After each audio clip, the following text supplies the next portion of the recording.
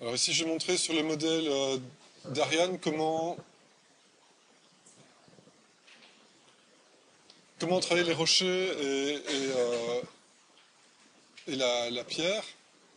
Donc ici, on voit que pour le moment, les rochers c'est tous des morceaux qui sont parfois soudés ensemble, parfois pas.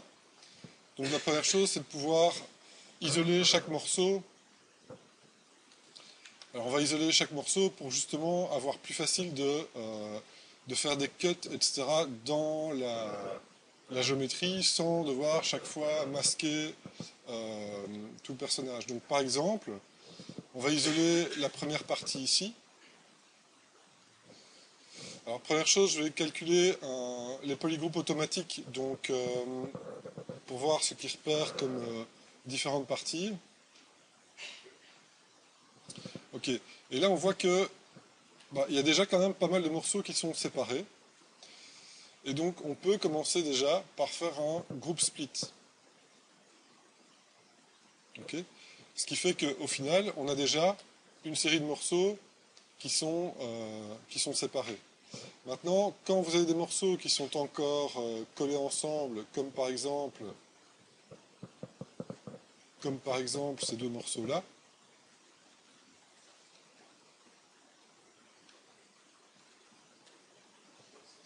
alors Alt-clic dans la vue permet de sélectionner directement le subtool dans la vue. Bon, là, j'essaye de voir ceux qui sont encore soudés ensemble. Mais il n'y en a plus en fait. Donc même si les couleurs étaient proches, il a réussi à dessouder. Il a réussi à dessouder ces deux-là en fait.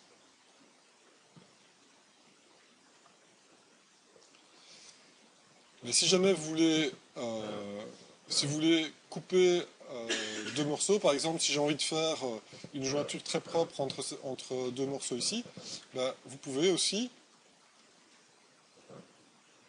faire une sélection de la partie que vous voulez garder. Vous faites un split hidden et sur chacun des objets, vous pouvez recalculer le dynamesh. Encore faut-il qu'il soit activé. Donc là, je vais activer le dynamesh avec une résolution assez haute, voilà.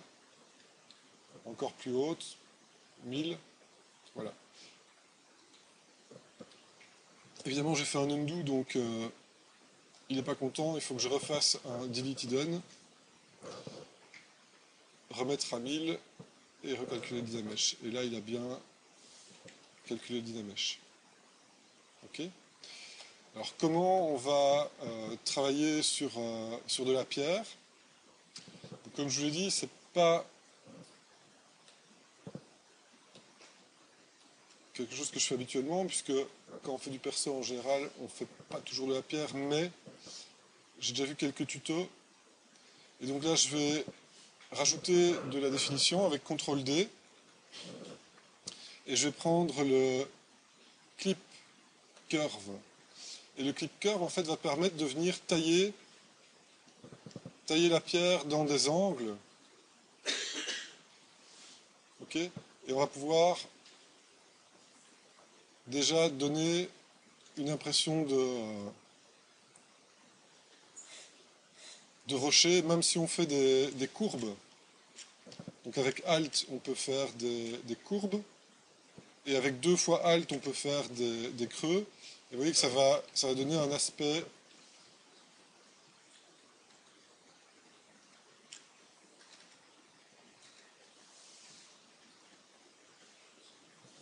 évidemment, il faut faire ça dans le bon sens.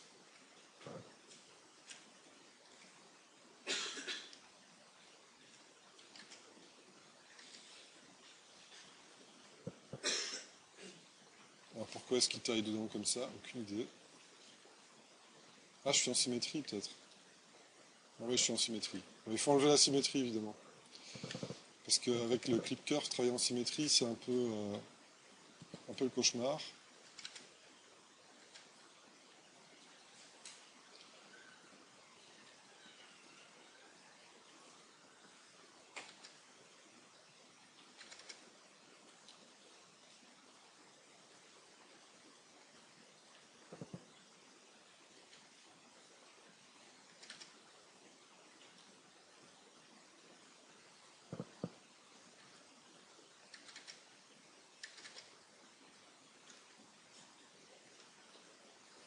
Ok, donc on fait une première passe au clip curve.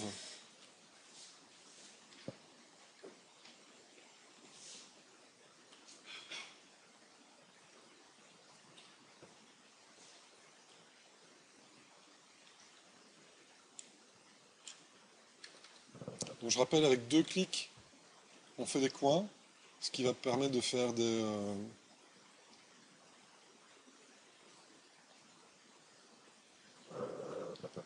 des arêtes un petit peu plus tranchées.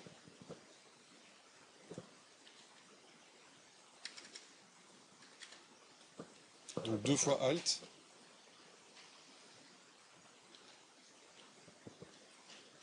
Et avec du H-Polish,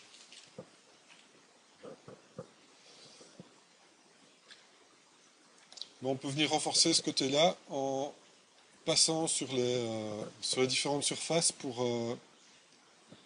aplatir tout ça.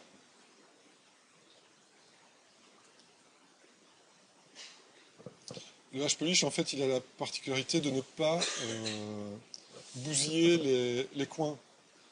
D'accord? Donc ici, je passe ma brush près de la bordure et on voit que le coin est toujours aussi net. Si je prends le trim dynamique, ben lui, il va gérer ça différemment. Et il va péter complètement le coin. Donc le H-Polish, c'est pratique pour justement venir facetter votre objet.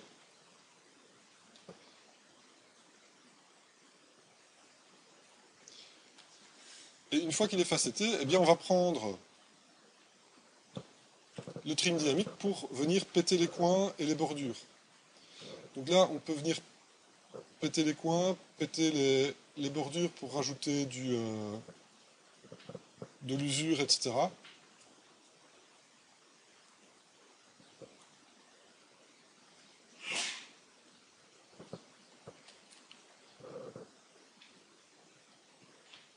Et là, on n'est pas obligé de faire des choses tout à fait régulières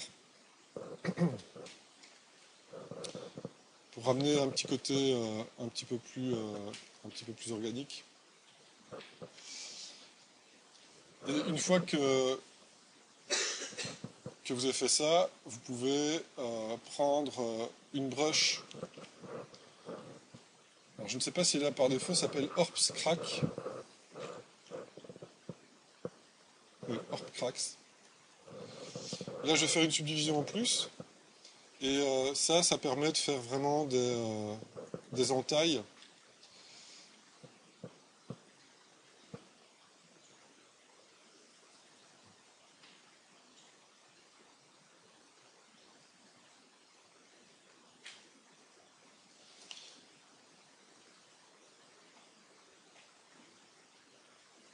Bon, là, je suis pas toujours très inspiré pour les entailles sur ce coup-ci.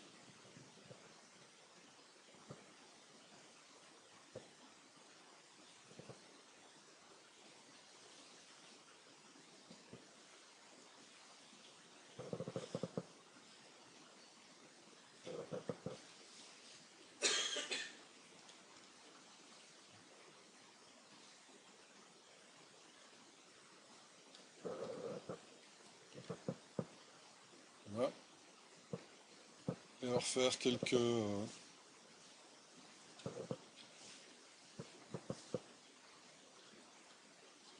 coups. Et avec la broche standard, en négatif, on peut venir aussi cabosser avec des coups.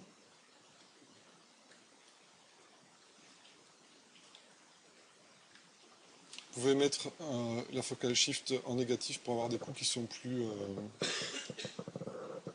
nets. Et jouer avec la taille de votre brush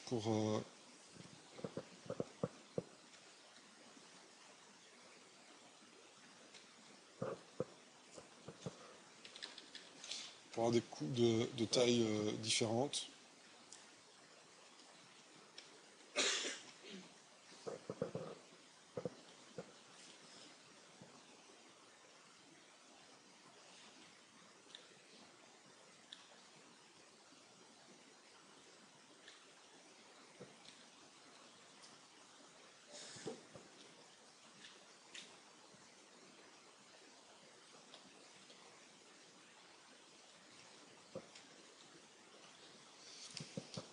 Maintenant, si vous voulez quelque chose de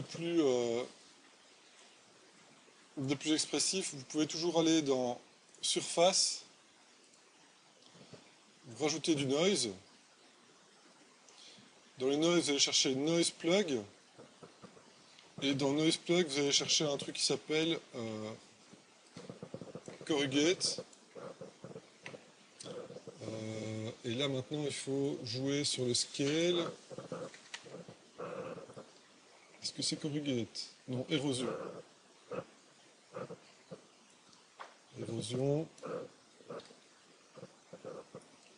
Est-ce que c'est Érosion?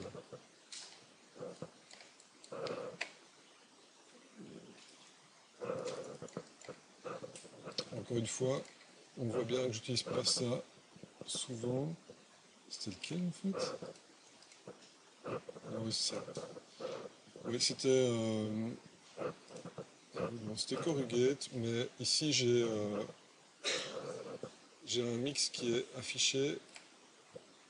Et donc, on va enlever le Basic Noise. Voilà.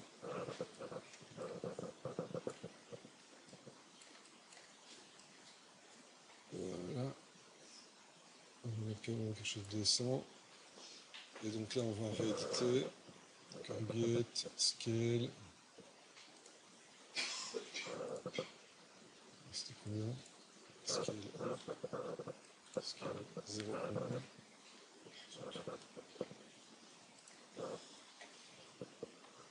Alors, c'était... Ok.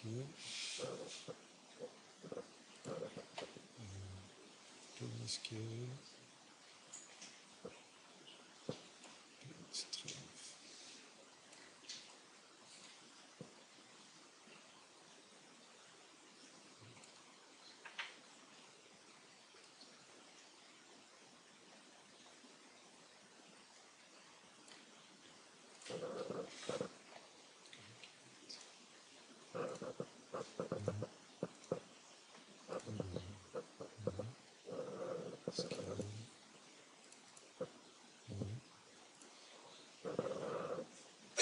Donc ça c'est de l'érosion. Encore une fois, il faut avoir les bons paramètres de scale, de plugin scale et de strength. Et il faut mettre le mix basic noise à 0.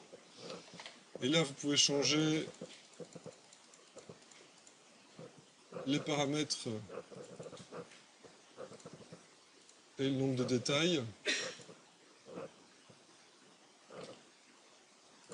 Et changer encore une fois le scale et le strength. Et vous voyez que tout de suite, ça donne un côté beaucoup plus réaliste en fait.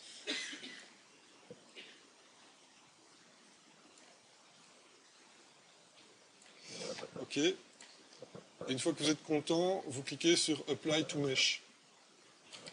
Et là, il applique le noise au mesh en fait.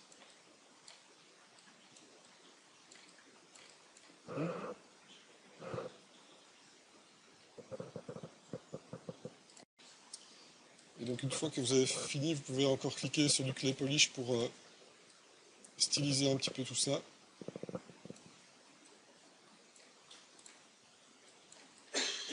Et donc avoir le morceau de pierre qui est détaillé.